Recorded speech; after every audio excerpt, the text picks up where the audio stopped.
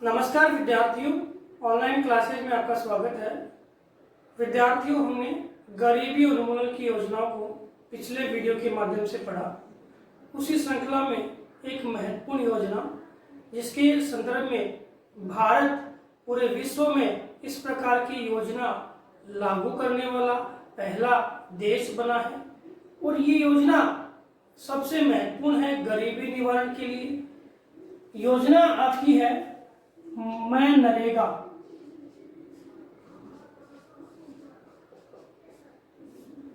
यहां से आपके 3 नंबर का जो प्रश्न है वो आता है, योजना क्या है, कब बनी, कहां आई, किस एक्ट के दौरान आई, क्या योजना में क्या होता है, इसके अलावा क्या प्रावधान रखे गए, क्या लक्ष्य था, क्या प्राप्तियां हुई और क्या महत्व रहे। इस सारे अलग अलग करके और इस नरेगा से प्रश्न आते हैं। कंपटीशन की दृष्टि से भी नरेगा है वो बहुत ही इम्पोर्टेंट रोल रखता है या इम्पोर्टेंट रोल निभाता है। तो सबसे पहले नरेगा के ऐतिहासिक परिदृश्य को हम पढ़ते हैं। देखो, नरेगा जो है ये जिसका नाम हम देखें तो नरेगा का मतलब है NREGA national rural employment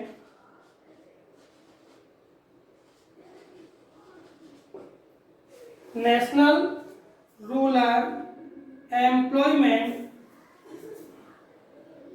guarantee act, national rural employment guarantee act, राष्ट्रीय ग्रामीण रोजगार गारंटी अधिनियम। नरेगा राष्ट्रीय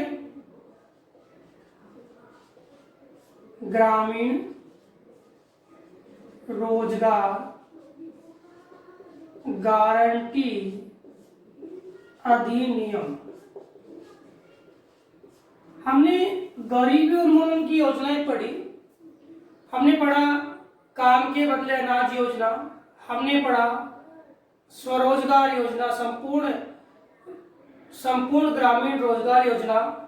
ये काफी योजनाएं नरेगा से पहले भी ग्रामीण क्षेत्रों में रोजगार के लिए संचालित थी। इन्हीं योजनाओं को एक कानून के माध्यम से, जो पहले संचालित योजनाएं थी उन योजनाओं को एक कानून के माध्यम से प्रदर्शित करके, रूप परिवर्तित करके और नरेगा का गठन किया गया, जिसका सीधा उद्देश्य एक ही था कि सभी को गारंटी से रोजगार मिले। सभी लोग हैं वो रोजगार की जो आशा रखते हैं वो गारंटी से रोजगार की प्राप्ति करें, तब क्या होगा, देश में गरीबी की जो हालत है वो दूर होगी। इसके लिए जो एक्ट आया, अब एक्ट के बारे में है कि एक्ट 2005 था। कई 5 सितंबर बोलते हैं, 7 सितंबर बोलते हैं, 25 अगस्त बोलते हैं। तो ये 5 सितंबर 2005 को आपके संसद द्वारा एक अधिनियम पारित किया गया। एक चीज और ध्यान रखना, पंचवर्षीय योजनाएं आपने पढ़ी है, एग्जामिनर प्रश्न यहां से बना सकता है कि नरेगा पूछा था, बताया भी था मैंने आपको कि नरेगा कौन सी योजना में आया। तो 2005 में आपकी 10वीं पंचवर्षीय योजना है, तो नरेगा 10वीं पंचवर्षीय योजना में आया। कौन सी में आया? 10वीं पंचवर्षीय योजना में आया। बिल्कुल ध्यान रखना, 10वीं पंचवर्षीय योजना 2005 की बात हम करें तो इस समय आपके प्रधानमंत्री थे आपके मनमोहन सिंह। कौन थे? डॉक्टर मनमोहन सिंह। यानी कांग्रेस सरकार की एक महत्वाकांक्षी योजनाओं में सबसे महत्वपूर्ण योजना है नरेगा, जिसका संचालन आज बीजेपी गवर्नमेंट भी कर रही है और बहुत ही अच्छे तरीके से बढ़ाई है नरेगा। कांग्रेस से आगे कांग्रेस की सरकार ने और बढ़ाया, फिर बीजेपी सरकार ने इसको और बढ़ाया, क्योंकि ये एक सही स्कीम है जिसके माध्यम से प्रत्येक व्यक्तियों तक रोजगार मिलता है। अभी हमने पिछले वीडियो में पढ़ा जनधन योजना, नरेगा जो कर्मी है उनके जो वेतन की बात है उनको हम जनधन योजनाओं को बैंकों से जोड़ दिया। पहले नगद था, फिर डाक के माध्यम से हुआ, फिर अब बैंकों से इनका वेतन जुड़ गया। तो 2005 एक्ट के अनुसार नरेगा का गठन हुआ। नरेगा जो है एक एक्ट या अधिनियम बना, जिस एक्ट का क्रियान्वयन आपके 2 फरवरी 2006 को आंध्र प्रदेश के, ये चीज ध्यान रखना, आंध्र प्रदेश के जिले का नाम है अनंतपुर जिला, नरमाला तहसील, और गांव का नाम है बदलापल्ली। नरेगा की शुरुआत सबसे पहले आंध्र प्रदेश के अनंतपुर जिले के नरमाला तहसील के बदलापल्ली गांव से हुई। कहां से हुई? अनंतपुर जिले के नरमाला तहसील के बदलापल्ली गांव से किसकी शुरुआत हुई? नरेगा की शुरुआत हुई। कब हुई? 2 फरवरी 2006।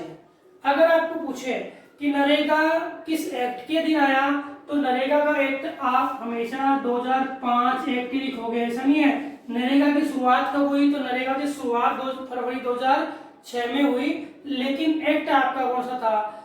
2005। ऐसा नहीं है किसी एक्ट तो 2006 नहीं था, कौन सा था? 2005।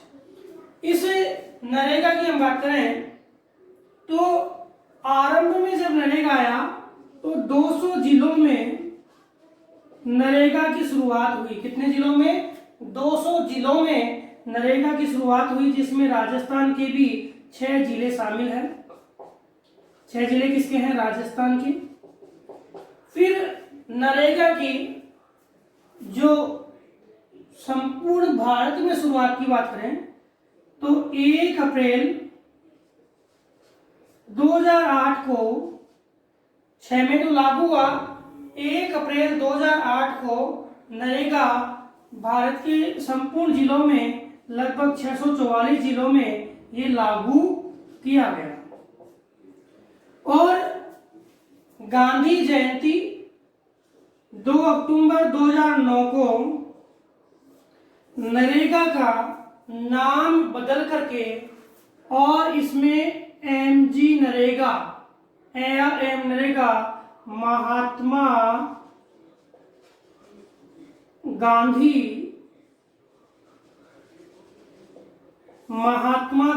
नरेगा कर दिया। महात्मा गांधी नरेगा नाम कब हुआ? 2 अक्टूबर 2009 को नरेगा का नाम क्या हो गया? महात्मा गांधी नरेगा हो गया। अब बात आती है कि नरेगा जो है वह किस उद्देश्य से लागू किया गया। तो नरेगा का जो उद्देश्य है, उस उद्देश्य की बात करें तो इसका उद्देश्य था कि प्रत्येक परिवार जिसमें अकुशल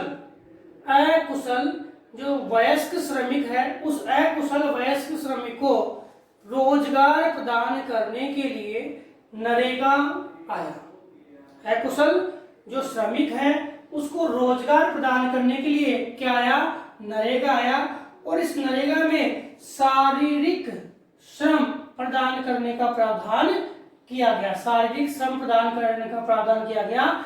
एक वर्ष में 100 दिन का रोजगार, 1 वर्ष में 100 दिन का रोजगार इस नरेगा के दौरान दिया गया। कितने दिन का? 1 वर्ष में 100 दिन का रोजगार इस नरेगा के दौरान दिया गया। इस नरेगा में जो योजनाएं हैं, इसे मुख्य योजनाएं हैं संपूर्ण ग्राम स्वरोजगार योजना, संपूर्ण ग्राम स्वरोजगार योजना जो आपके आई थी कब?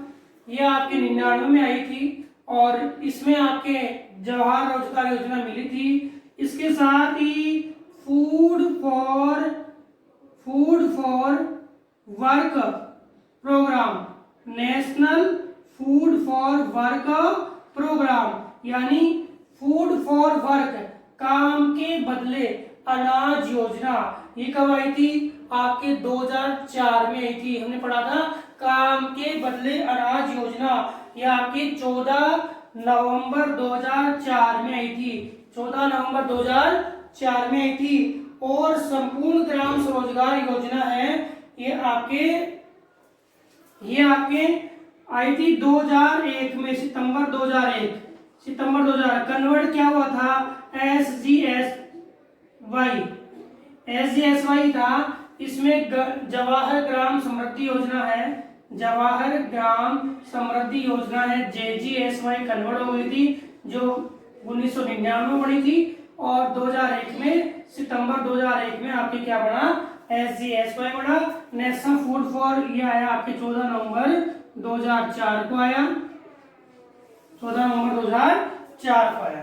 तो इस नरेगा में हम आगे बात करते हैं कि हमने देख लिया कि यह कहां से स्टार्ट हुआ, आंध्र प्रदेश से स्टार्ट हुआ। आंध्र प्रदेश का गांव कौन सा था, आंध्र प्रदेश का गांव था बदलापल्ली। तहसील कौन सी थी, नरमाला। तहसील कौन सी थी, तहसील आपकी नरमाला। और जिला अनंतपुर, जिला अनंतपुर। ये आपके नरेगा के प्रावधान, नरेगा जो है उसकी आरंभ स्थिति है, कहां से आरंभ हुआ। इसके बाद हम देखते हैं कि नरेगा जो है उसके अंतर्गत क्या क्या प्रावधान रखे गए। भाई दो योजनाएं इसमें मुख्यतः, एक तो नेशनल फूड वर्क प्रोग्राम, एक आपके संपूर्ण ग्राम स्वरोजगार योजना, ये आपके नरेगा में मिली। और 100 दिन का रोजगार, 100 दिन का रोजगार इसके अंतर्गत दिया जाता है। किसको दिया जाता है, जो आपके महिलाएं हैं, मुख्यतः महिलाओं को 33% आरक्षण इसमें दिया जाता है। अब क्या क्या प्रावधान नरेगा में रखे गए, देखो प्रश्न आप अलग अलग ध्यान रखना। प्रावधान, एक्ट है तो एक्ट में प्रावधान होगा ही होगा, एक्ट में क्या होगा, प्रावधान होगा ही होगा। तो सबसे पहला प्रावधान तो है कि 100 दिन का गारंटी युक्त रोजगार प्रदान किया जाए। 100 दिन का गारंटी युक्त रोजगार प्रदान किया जाए, तो ये पहला आपके इसका प्रावधान है।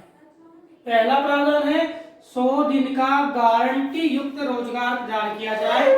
इसमें जो ग्राम पंचायत है उसमें सबसे पहले जो परिवार के सदस्य जो वयस्क है, सबसे पहले उनकी क्या होनी चाहिए, मंशा होनी चाहिए कि वो क्या करें, शारीरिक श्रम करना चाहते हैं। अगर वो व्यक्ति जो अकुशल है और शारीरिक श्रम करना चाहते हैं, वो शारीरिक श्रम करने वाला व्यक्ति क्या करेगा, पंचायत में एप्लीकेशन देगा और क्या बनाएगा, पंचायत में बनाएगा जॉब कार्ड। क्या बनाएगा, जॉब कार्ड बनाएगा। कौन, जो मजदूरी करना चाहता है। और ये जॉब कार्ड है वो कौन बना के देगा, सबसे पहले क्या बनाएगा, जॉब कार्ड। और जॉब कार्ड कहाँ बनेगा, पंचायत में बनेगा। पंचायत में जब जॉब कार्ड बन गया, इस जॉब कार्ड के आधार पर जब उसकी आवश्यकता है उसके अकॉर्डिंग वह रोजगार की प्राप्ति करने के लिए अप्लाई करेगा। जॉब कार्ड के आधार पर क्या रहेगा, वो अपने रोजगार के लिए क्या करेगा, अप्लाई करेगा, आवेदन करेगा। अब उसने रोजगार के लिए आवेदन कर दिया पंचायत में। अब पंचायत क्या करेगी, उस व्यक्ति को रोजगार देगी। अधिकतम कितने दिन, 15 दिन। अधिकतम 15 दिन के अंदर अगर उसको रोजगार दिया गया तो ठीक है, नहीं तो आपकी जो राज्य सरकार है वो उसको क्या देगी, बेरोजगारी भत्ता देगी। बेरोजगारी भत्ता जब तक उसको उसके आवेदन से 15 दिन के बाद से लेके जब तक उसको रोजगार नहीं मिलता है तब तक कौन देगी, आपकी राज्य सरकार उसको बेरोजगारी भत्ता देगी। और इसमें प्रावधान और क्या रखा गया, इसमें प्रावधान रखा गया कि ठेकेदारी प्रथा प्रतिबंधित रखी गई। ठेकेदारी प्रथा क्या रखी गई, प्रतिबंधित रखी गई। पहली बार, यह ठेकेदारी प्रथा नहीं है, सारे अधिकारी हैं वो काम करेंगे। ठेकेदारी प्रथा यहाँ पे नहीं है। ऐसा नहीं ठेकेदार एक व्यक्ति को ले आया, मर्जी की मजदूरी दे रहा है, तो वो ठेकेदारी प्रथा वो वहां पर नहीं है। इसके साथ साथ ही श्रम है, रोजगार है, मानव श्रम की बात हो रही है, तो मशीनों का प्रयोग क्या है, मशीनों का प्रयोग है वो प्रतिबंधित किया गया। मशीनों का प्रयोग है वो प्रतिबंधित किया गया। क्या किया गया? मशीनों का प्रयोग इसमें प्रतिबंधित किया गया। इसके अलावा इसमें सबसे मुख्य बात है कि अगर कोई घटना घटती है तो वहां पे तात्कालिक उपचार के लिए भी सुविधाएं लागू की गई कि तात्कालिक उपचार भी लोगों को दिया जाना चाहिए। साथ ही साथ पेयजल की उत्तम सुविधा और महिलाएं काम करती है तो महिलाओं के जो बच्चे होते हैं उनके लिए छाव की सुविधा, शेड यानी छाया की सुविधा, झूलों बच्चे ना तो बच्चों के लिए झूलों की सुविधा, बैठने की सुविधा। इसके अतिरिक्त अगर मान लो कि कोई घटना से कोई भी व्यक्ति है उनमें शारीरिक स्थायी अपंगता आ जाती है तो उसको 25,000 रुपए दिए जाएंगे, या उसकी मृत्यु हो जाती है तो भी 25,000 रुपए का मुआवजा उसको दिया जाएगा। इसके अलावा 33% जो टोटल है उसमें 33% यानी एक तिहाई महिलाएं काम करेगी। 33% महिलाएं क्या है काम करेगी। और इसमें कोई आरक्षण की व्यवस्था नहीं रखी गई। 2004-5 के अनुसार देखें तो लगभग 48,000 करोड़ 2004-5 के अनुसार देखें तो लगभग 48,000 करोड़ जो है रुपए नरेगा के अनुसार वितरण किए गए, जिसमें महिलाओं ने और अनुसूचित जाति अनुसूचित जनजाति सब लोगों ने क्या है रोजगार की प्राप्ति की। ये नरेगा के प्रमुख प्रावधान है जिसके अंतर्गत 100 दिन का गारंटी रोजगार, जॉब कार्ड बनाना है, जॉब कार्ड बना के रोजगार आवेदन करना है। रोजगार के लिए आवेदन करने के बाद अगर रोजगार नहीं तो राज्य सरकार बेरोजगारी बता देगी। ठेकेदारी प्रथा प्रतिबंधित है, मशीनों का प्रयोग प्रतिबंधित है, तत्कालीन उपचार, पेयजल, शेड मतलब सारी सुविधाएं उनको दी जाती है। शारीरिक स्थायी अपंगता होने पर या मृत्यु होने पर 25,000 का मुआवजा दिया जाता है। 33% याद रखना, 33% महिलाओं की इसमें संख्या 33% महिलाएं इसमें होती है। तो इसके बाद हम देखें वित्तीय प्रबंध की बात करें तो कितना पैसा नरेगा के लिए, तो वित्तीय प्रबंध के अंतर्गत देखें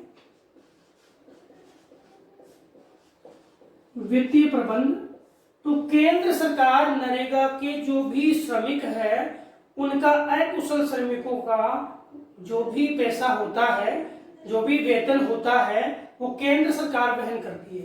केंद्र सरकार क्या करती है? अकुशल मजदूरी है वो केंद्र सरकार क्या करती है? वहन करती है। अकुशल मजदूरी कौन करेगा? केंद्र सरकार पूरी।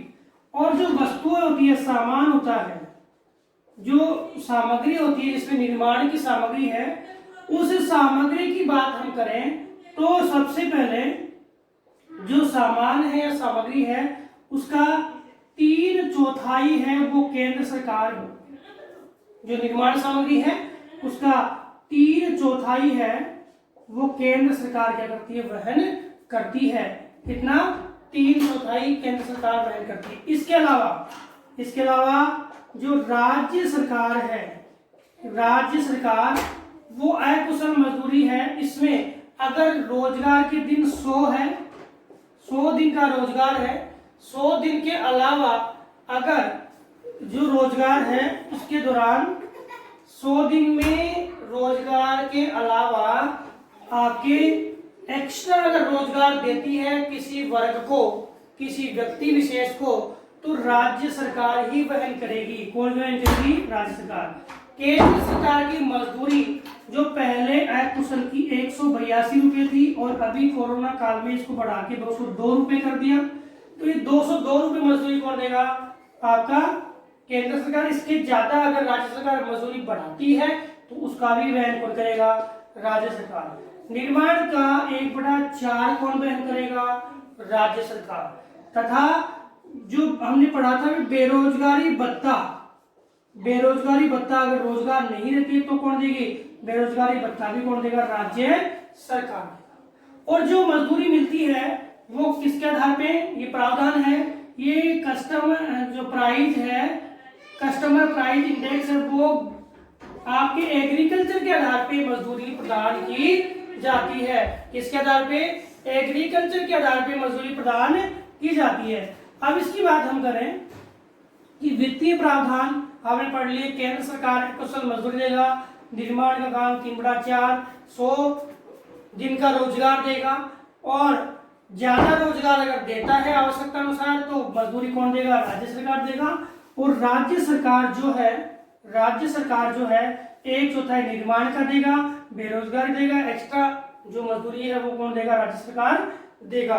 ये प्रावधान आपके नरेगा में रखे गए और ये वित्तीय प्रबंधन की जो प्रक्रिया है नरेगा के अंतर्गत रखी गई। हमने नरेगा के आरंभ यानी ऐतिहासिक परिदृश्य को पढ़ा, नरेगा के प्रावधान को पढ़ा, साथ ही हमने नरेगा के वित्तीय प्रबंध को पढ़ा। अगले वीडियो के माध्यम से हम नरेगा के लक्ष्य, नरेगा के उद्देश्य और नरेगा से क्या प्राप्त हुआ उसको पढ़ेंगे। धन्यवाद।